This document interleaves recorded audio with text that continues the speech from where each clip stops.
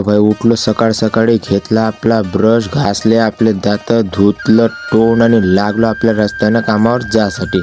आणि तेवढ्यात आपल्याला भेटली डुबुंग डुलाबाई. माहीत नाही घरून जेवण करून ना आलते का तर पडत पडत येत होते.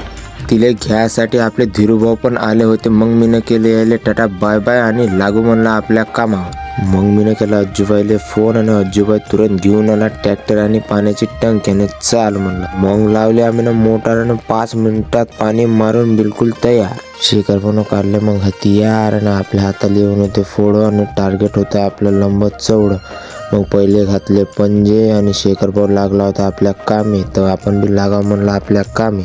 तेवढ्यात आला मग तिथं डॉगेश भाई. मीनं त्याला विचारलं का झालं रे भाई म्हणलं. तर भाई म्हणे मा सामानानं मला त्याला धोका, मी आता जीव देतो म्हणे. मग मीनं त्याला म्हणलं भाई तू यासारखा विचार सगळ्यांना केला तर अर्ध्यापेक्षा जास्त आबादी कमी होऊन जाईल म्हणलं. पण आपले डॉगेश भाई काही समजायला तयारच नव्हतं. मग त्याला म्हणलं आज कमाएंगा तो कल खाएंगा, प्यार तो दोबारा भी हो जाएंगा म्हणलं. तर मग हा मेरी जान म्हणे.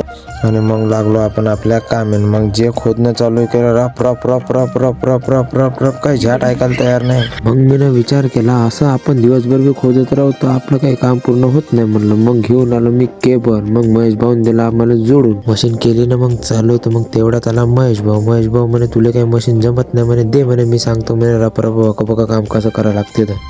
मग एक वेळा काम सांगितलं लागलो ना आपण कामे. तेवढ्यात आला मग अजय भाऊ म्हणे दे म्हणे मी बी तुमच्या कामामध्ये हातभार करू लागतो म्हणे.